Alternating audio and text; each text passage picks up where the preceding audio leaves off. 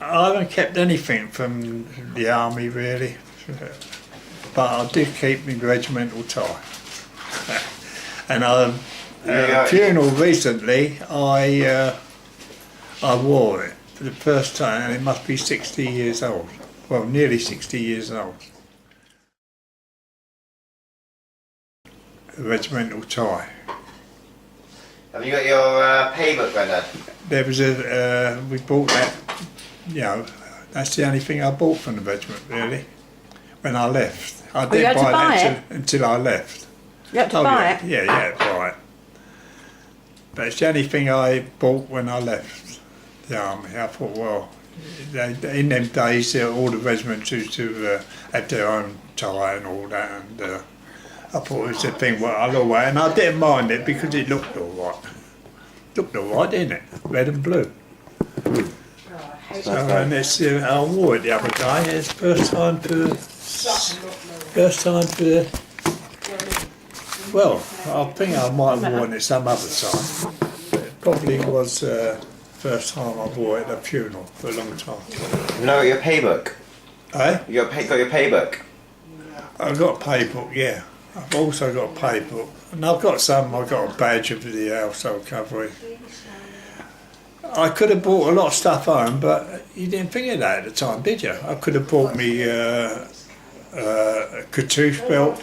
That's a belt that goes around there. I could have bought me sword home even.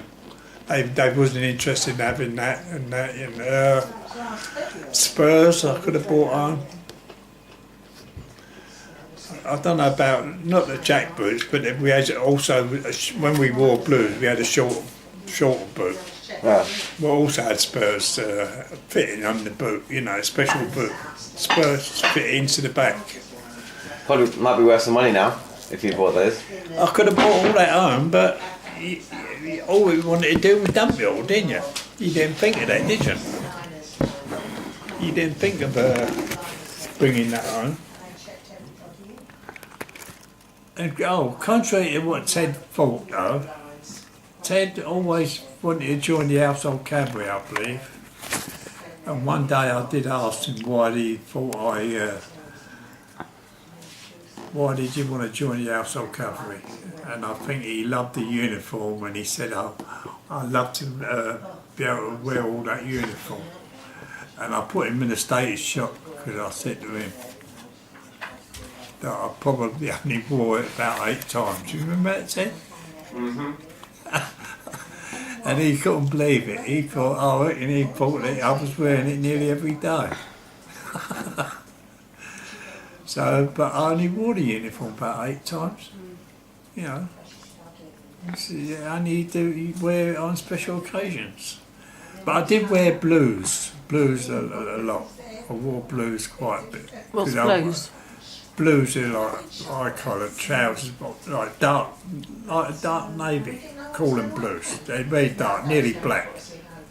And the trousers have got a big red stripe down the side, and the high collar, and all brass buttons down there.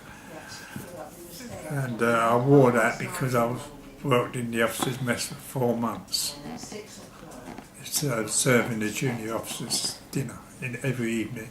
So I like to wear blues because they was all in blues as well. So I wore blues quite a bit. But my main job in the army was armoured car gunner wireless operator.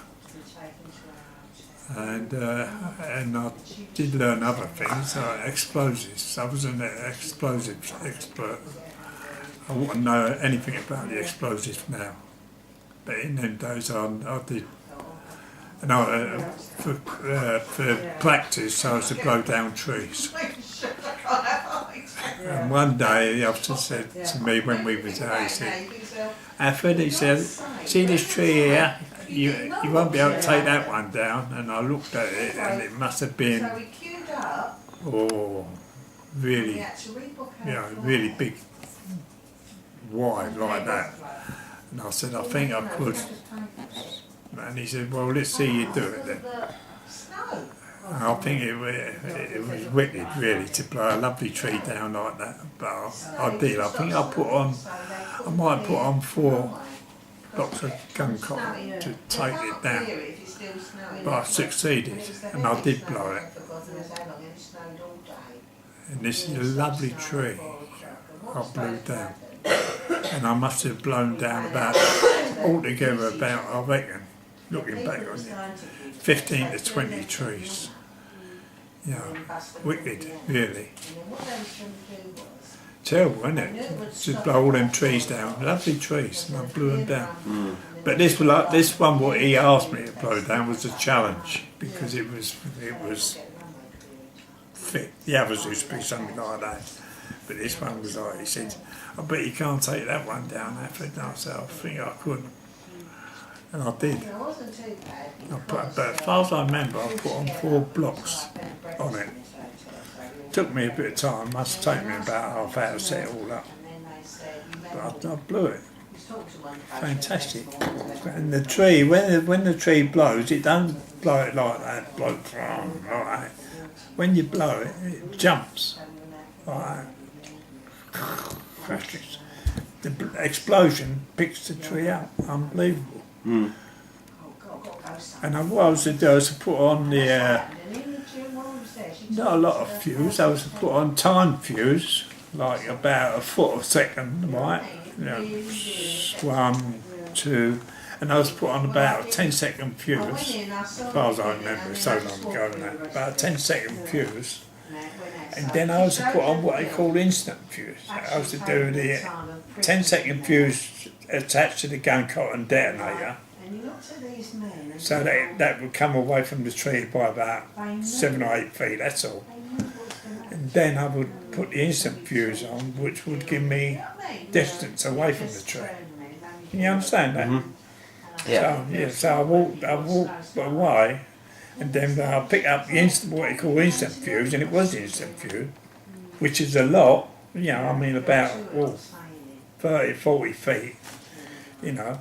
Yeah. Just unroll it and like this, and then light it, and that went just like that. That's how it was to go, and then it took over from the time fuse, and the time was 7 or 8 seconds, right?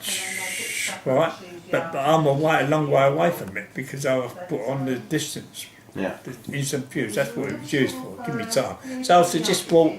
Get down into the trench, look up and have a look, bang, and see it happen. That's cool. So, you know, that was, I was an expert at that. I've done all that. I was the only one who took it out. I took up a lot of things what others wouldn't take up. I was taking up anti-personnel and that now. I know a little bit about that. I might not be completely out of date with these, you know, you had these soldiers get their legs blown off and all that. I know what they're all about because I used to, I've done that. I dealt with that. And used to, they're only like a stick, Ted, like that. And they got the detonator on top. And when you tread on the detonator, it sets it off. Yeah? It slides and sets it off and bang, it goes off. So, but then they bury it just under the surface, so that all that you've got showing is if you're very careful, you're looking, I mean, very hard to pick up, you know, they can actually put a little bit of dust on it and hide it, you know what I mean? And you walking along and you tread on that. You tread on that, but what we done during my course, we knew where they were, so what we done, got down on the ground and we searched for them. You know, we searched for them with our bare hands to find them, and then they only practiced one, so they wouldn't go off. But we used to find them, say, got one, and then we would take it out and go through the routine of taking it out. But nowadays they use metal detectors. Yeah, or robots. Yeah. But we didn't. They might have been about in my time, but we used to do it by hand, go around searching by hand.